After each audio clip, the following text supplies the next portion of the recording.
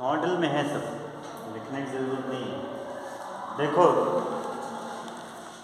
जो नई जनसंख्या नीति 2000 में आई थी उसके कुछ मुख्य ये हैं। देखो, 2046 तक जनसंख्या को बिल्कुल स्थिर कर देने का लक्ष्य रखा गया।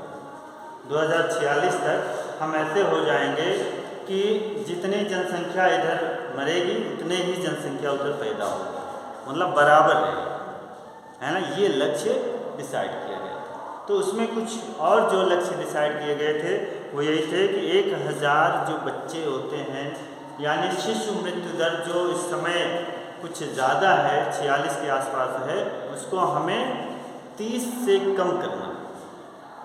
शिशु मृत्यु दर का मतलब होता है 1000 जो बच्चे जन्म लिए हैं उनमें से 30 को मतलब ज़्यादा से ज़्यादा अगर मरें बच्चे तो 30 से ज़्यादा ना मरें, मतलब इतना हमें स्वास्थ्य सुविधा को अपने बढ़ा देना है। तो ये शिशु और मातृ जो मृत्यु दर है वो 1000 पे 10 कम करना है, यानी 1 लाख पे हमें 100 से ज़्यादा ना मरने पाए। प्रसव में कई महिलाएं गुजर जाती हैं, तो उनको हमें 10 से कम करना है, 1000 पे 10 से कम करना है, या 1 लाख पे 100 से कम करना है।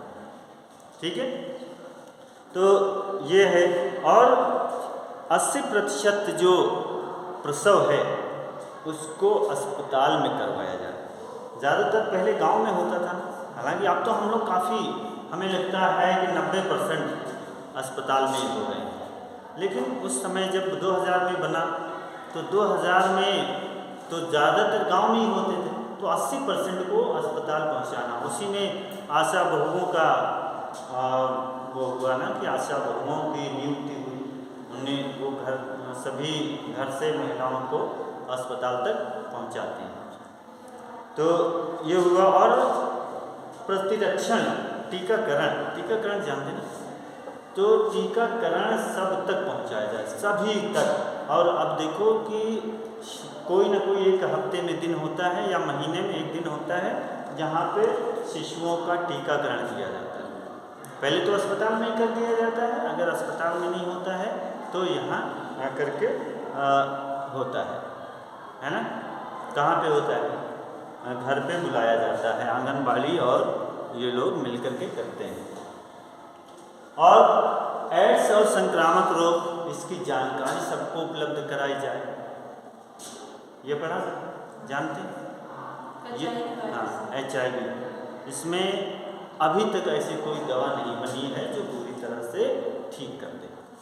तो इसकी जानकारी सबको पहुंचाई जाए ताकि ये कम से कम हो। परिवार नियोजन के बहुत सारे कार्यक्रम हैं जो आंगनबाड़ी, आशा बहुएं और ANM के माध्यम से जानकारियाँ मिलती हैं।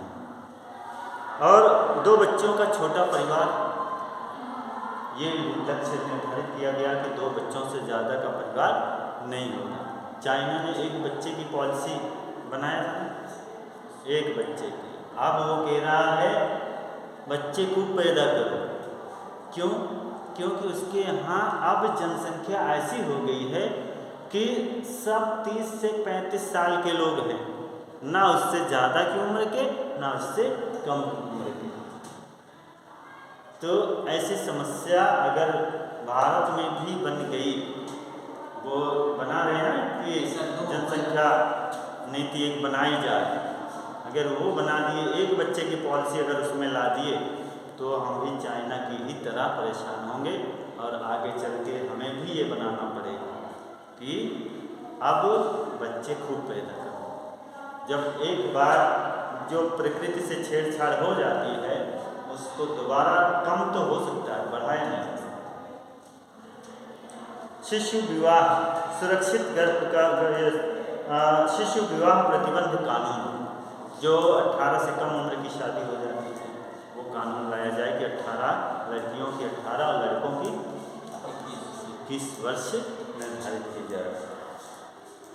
और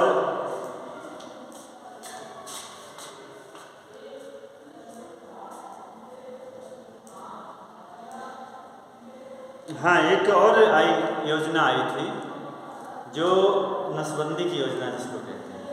उसमें अगर महिला करा रही है तो उसको ज़मीन दिया जाता था, पुरस्कार दिया जाता था, है ना। अभी भी है शायद 700-800 रुपये ऐसे कुछ मिलते हैं, 1500 मिलते हैं। तो उस समय पे ज़मीन हमारे यहाँ हमने देखा कई लोगों को ज़मीन मिल गई। तो जो ज़मीन जिनके पास नहीं थी वो खेती करने के योग्य उनको ज़मीन मिल गई, तो उससे उनको फसल भी उगाने में यानी अपना काम करने का भी मिल गया। चिकित्सा की भारतीय पद्धति का प्रजनन और बाल स्वास्थ्य सेवाओं की व्यवस्था के लिए समन्वय करना। जो अपने यहाँ की पद्धति है, जैसे अपने यहाँ का क्या है,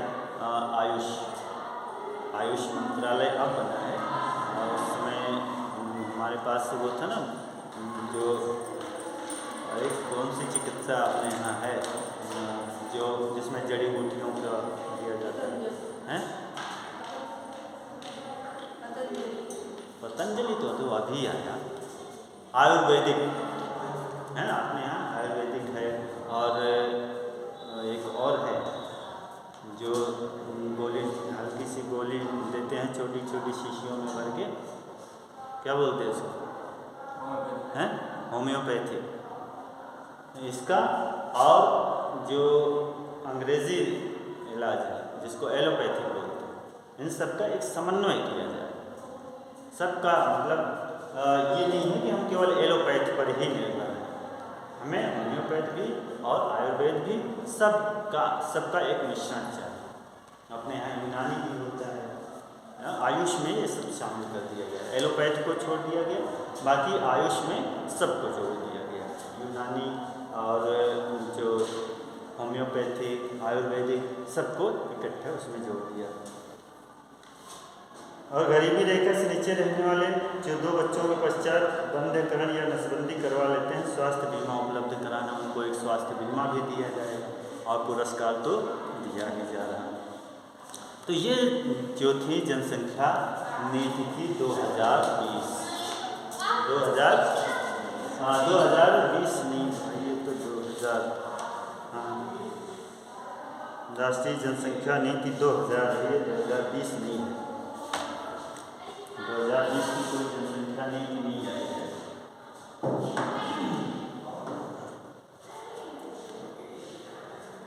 तो जनसंख्या नीति अब हमें नहीं लगता कि इसमें कुछ और पढ़ाने की ज़रूरत है। जनसंख्या अपने आप से पढ़ लो, हमेशा से पढ़ते आ रहे।